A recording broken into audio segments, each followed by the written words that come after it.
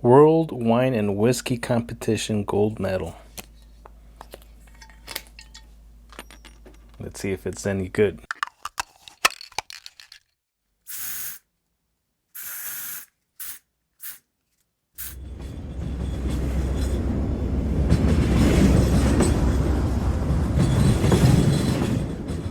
Hey, welcome back, Whiskey Questers, to another episode of Whiskey Quest. Oh yes. If you guys are new to the channel, my name's Antonio, and in this channel, I like to try whiskeys from all over the place. So, if you guys are into whiskey or just looking to get your next bottle, hit that subscribe button, stick around for more videos. Let's move on with today's video of Rabbit Hole. But, before we get started, I want to give a proper shout out to the person that made this table right here. If you can do me a favor and go to his Facebook page, it's called Bourbon and Barrel Chicago. If you're in the local area, for sure check him out here. I'm really happy with this table, and if you just go on his account, you'll see all the other things that he does. Pretty cool stuff. I don't know if he ships outside of Chicago, but hey, it won't hurt to ask, right? So go ahead and give him a look on Facebook. Bourbon and Barrel Chicago. Oh yeah.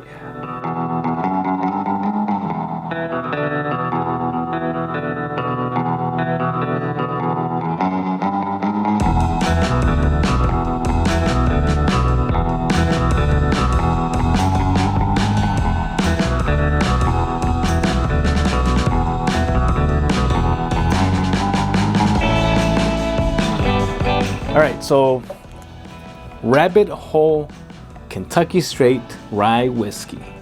This one's called the Boxergrail. They named it Boxergrail because of the strong boxing heritage in Louisville.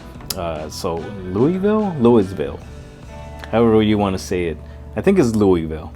So yeah, this right here is bottled at 47.5% ABV, 95 proof, and very open. Right here on the label, they'll tell you that it's a 95% rye, 5% malted barley. They call it a small batch. So there you have it right there. And it's never chill filtered. So that is awesome right there. The price on this will run you around $50. So, all right. Not a bad start. Let's just find out what it's all about. All right.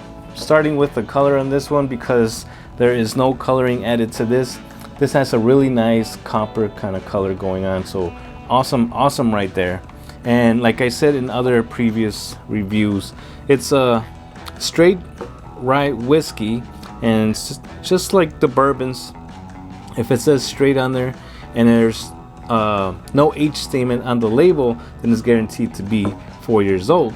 But this one right here says matured over 3 years. So it's pretty young, but hey, taste is what matters here. So I've tasted some stuff that's pretty young and tasted pretty good. So let's give this a go. All right, on the nose. Yeah, on this one I get tons and tons of caramel, and that's weird because it's mainly rye. But some good vanilla is coming out of this. Good cinnamon. But I'm not getting a strong like rye kind of nose here. It might be because they like to toast their barrels first before they get charged. So I'm thinking something like lighting a cigar, where you hold it and you got to toast it, for a little bit before you actually light it up. So I believe that helps bring out some more of those sugars and stuff. So that's probably why I'm smelling it more of a type of like a bourbon here. Also get a good amount of orange citrus. There's a musty wood kind of note. Reminds me just like humidity, like something humid. Some good leather coming out of this too. So it's a pretty good nose. But let's see what happens on the palate, because that's what really matters. Cheers, everybody.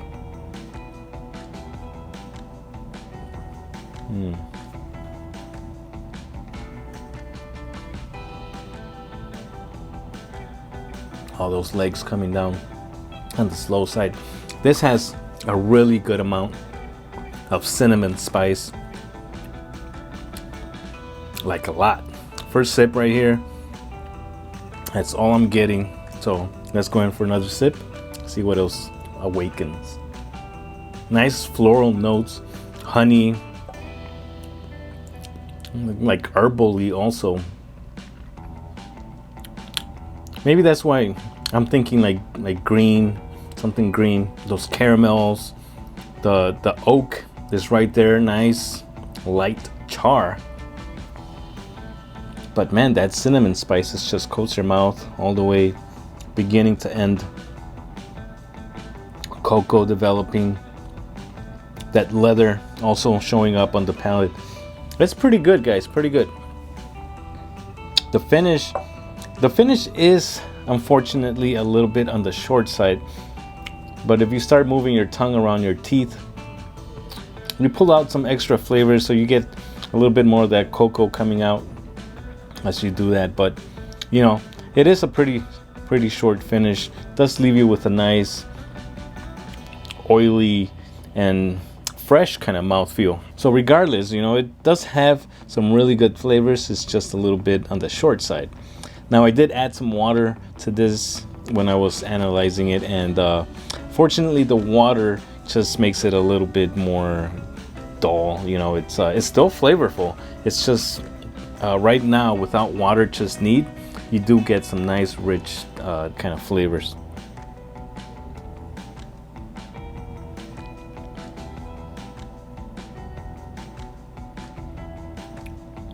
Yeah, as your palate gets adjusted to the heat there from the cinnamon, you start picking out more of the orange citrus, and then the cocoa just comes out even more. Maybe a little bit of licorice there at the very end on this sip. So I don't know, I like it, guys. I like it. My final thoughts on this is, if you haven't tried this, it's a really good rye whiskey here. Unfortunately, I do think $50 might be a little too much.